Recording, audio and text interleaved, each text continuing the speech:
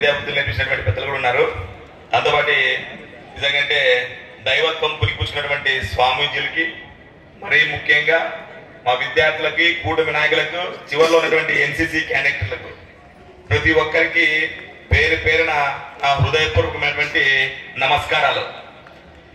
నిజంగా ఈ కార్యక్రమానికి రావడం చాలా చాలా గర్వంగా నా మనసు ఉప్పొంగుతుంది.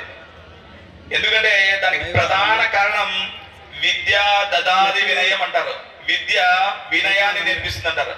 అలాంటి విద్యని నేర్పించినటువంటి మహానుభావుడు మా గుంతకల్ నియోజకవర్గంలోనే అసలు పేరు తెలియనటువంటి వ్యక్తి, అంటే ఆయన పేరు తెలియని వారంటూ ఉండరు. అలాంటి వ్యక్తి, ముఖ్యంగా మేము ముద్దుగా పిలుచుకున్నటువంటి మా మీసాల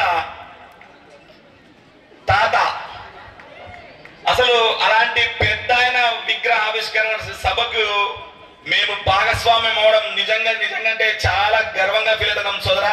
నిజంగా నీకు నాకు శిరస్సు వంచి నమస్కరిస్తున్నా ఇలాంటి కార్యక్రమంలో మమ్మల్ని భాగస్వామ్యం చేసినందుకు.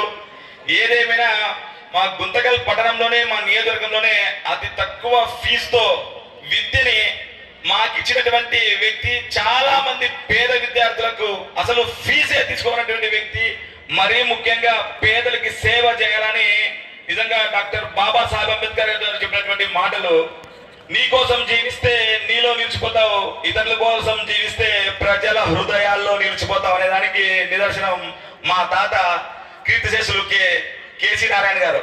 నిజంగా పెద్దయినా ఎక్కడున్నా కానీ నీకు నిజంగా మా విద్యార్థులందరి తరఫున ఘన నివాళులు అర్పిస్తున్నా.